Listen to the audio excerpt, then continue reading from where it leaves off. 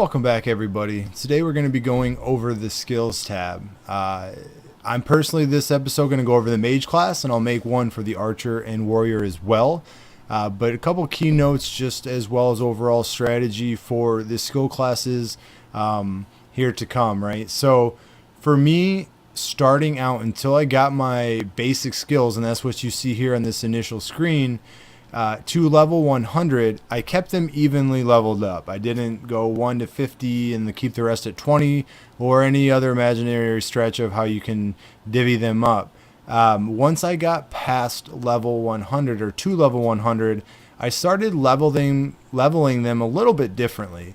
So I started leveling the most powerful skills to 125 one at a time for a specific reason. And the reason is once you get to 100 or 125, that's a threshold to be able to level the Ruin class up to the next level, right? So it did me no good to spend, I don't know, let's just say 30 days getting them all up to 125 when I could get 1 to 125 and actually increase my damage, defense, and everything else earlier, right? And let it kind of segment that progression instead of just waiting for one lump sum over a long period of time. So for me, that's my suggestion to you. Anything past level 125 or 100, start doing them in 25 skill increments. As you can see here right now, I'm working back on working back on the thunderstorm here. It says once I get it to 150, then I'll be able to use the ruins again. Then I'll move on to dragon summons, so on and so forth. But you want to make sure you maximize your ruin levels, which you'll get plenty of through the Endless Tower in the group events. So don't worry about that. Just make sure you're doing your group events, even from an earlier standpoint. It may not be easy. You may only get a few at a time until you get strong enough to do the higher levels and then the higher difficulties. But keep accumulating them, and you'll get to a point where you have so many that you cannot keep up with the skill levels. So that's my key points on this one. Make sure you get them to 100, then start stacking the levels one at a time to each level ruin tier structure. Okay.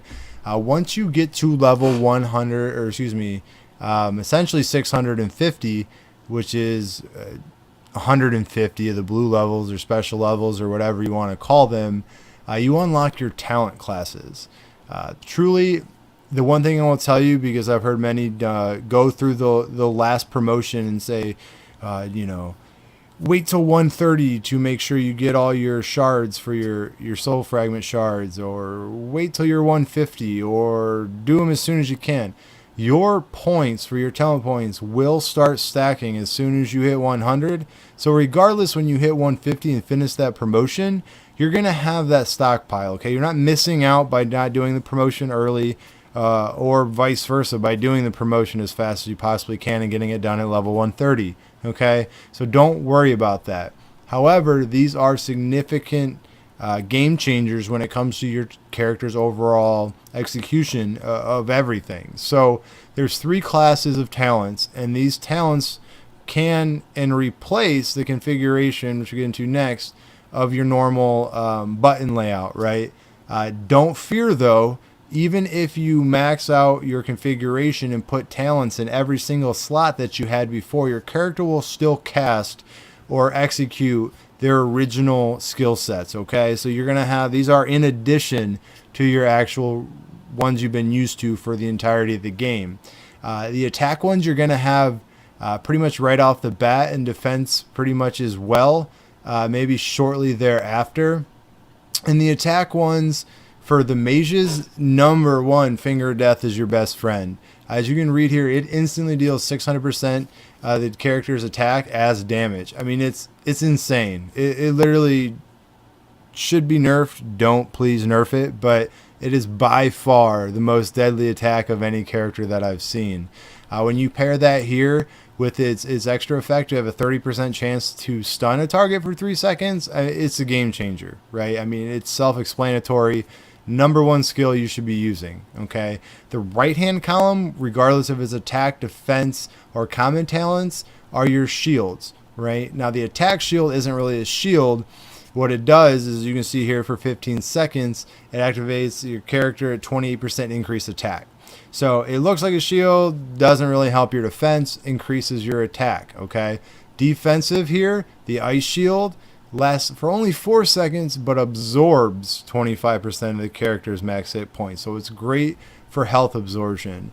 And down in the common, you get the magical shield or magical residue shield, which lasts for 10 seconds, and it pretty much has about it has plus 45 damage reduction. So not great, but not bad, just depending on what your character build really is.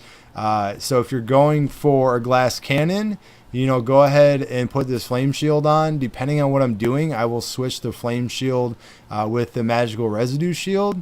I don't really use the ice shield, although I've seen a lot of high-level mages doing so, and I may change my mind at some point in the future here for you. This one, let's just go back to the attack here in the middle. So the middle column has a different slew of talents here for your skills. So the illusion, pretty much in a nutshell, you teleport. The remaining character from where you teleported still exists for a few seconds and deals a portion of your original damage. Kind of nice for evading. Can kind of be annoying when you're trying to get in front of a mob of enemies and then you just teleport completely behind them, let's say for the warrior guard or something like that. So it's something to get used to, but I do kind of enjoy it. And I apologize. The Flame Mastery here, the secondary skill for it, it just continues to increase your critical hit chance and an additional critical damage, right? So critical damage, increase regular damage, boom, glass cannon, right? The defensive skill sets, this to me, I had equipped. It's kind of cool. You transform another player. Probably great for PvP, not so great for PvM. Yes, it will transport a regular enemy into a ram or goat or whatever you want to call it, but it doesn't do bosses, right? So let's face it, most of the time we're really trying to fight bosses. Kind of a waste of time. As you can see, I had 0 skills in it after I reset my skill points. The Frostberry here comes immune to damage for 3 seconds, but you can't move. Kind of cool. Again, if you're really trying to build a defensive character, really great. I mean, you can have the absorption from the ice shield, the immunity to all damage. So if you're looking at that PvP, this is going to be a really great skill for you to go ahead and build up. Now these common talents on this side from my experience are passive talents. So Starfall is really cool. If you read here, every 6th attack it deals 80% damage to the target, but it has different things. It can cast raining down meteors, right? Or it can cast cursed stars. You can read them here for yourself. But it's nice to have that extra skill without taking up another skill slot, right? So I personally, if you're going for a somewhat balanced, a more aggressive stance, which is what I have, I go ahead for my Finger of Death. Okay, I use the teleport, and I use my Flame Shield, and then I use Starfall. Okay, you cannot use 2 shields, just so you know, and I'll get into that in the configuration here. You choose obviously what you like, but the other key point here is you see some of these are empty and grayed out. It's because you have to reach your proficiencies. Proficiencies were something that was introduced with the God Soul, and we will get into that in the God Soul episode, but they do intertwine in the fact that you need to increase your core, your God Soul core, in order to be able to continue the progression of your talents. Other than that, there's no correlation between them, but it is imperative that you know as soon as you continue to increase that God Soul, or the sooner you can increase the level of your God Soul and your proficiency, you can unlock better talents, okay? The configuration here is where you can actually swap the weapon skills, attacks out. So it's going to have your normal button layout here, and then it'll have all the check marks to the normal skills that you've been using. Now, if you scroll down, you can get your talent skills. If you click on the icon, and then it'll bring up all the other ones it can be. You click on equip, it now puts it in that circle. I'm going to go ahead and move these around. Just because it's truly irrelevant when you're in automatic, it's not going to mess with my playing, right? By switching the Finger of Death and the illusion spaces there for me. So the reason I still have this here is because I personally don't have another skill. Like if I go ahead and get this out, I can put the magic shield in, or I could put the ice shield, but I cannot put another shield, as you see here, on top of the ice shield. So that's kind of what I was mentioning. So you can't double dip with aggression or attack and defense. You need to pick a layout. So you can be a glass cannon, you can be totally defensive, or you can be somewhere in the middle, right? It all depends on what kind of gameplay you are. If you're PvP, again, I recommend going more defensive with the defensive skills, the ice shield, and excuse me, I'm drawing a blank here for you. And the frost barrier, definitely cool, along with the art of transformation. If you can do these three with the finger of death, I think that's a very strong PvP setup.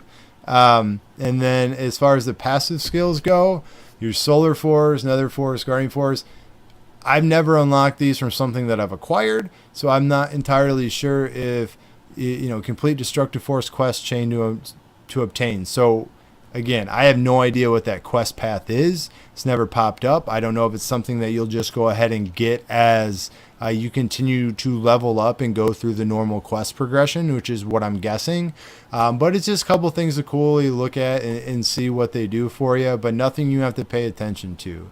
So as a quick recap, skill levels here, just keep them going evenly till 100. After 100, segment them off until the next tier level for ruins, so 125, then 150, so on and so forth. Make sure you're doing your endless towers from the beginning to gather your ruins, so you have enough ruins to go ahead and level these up as your skills level up.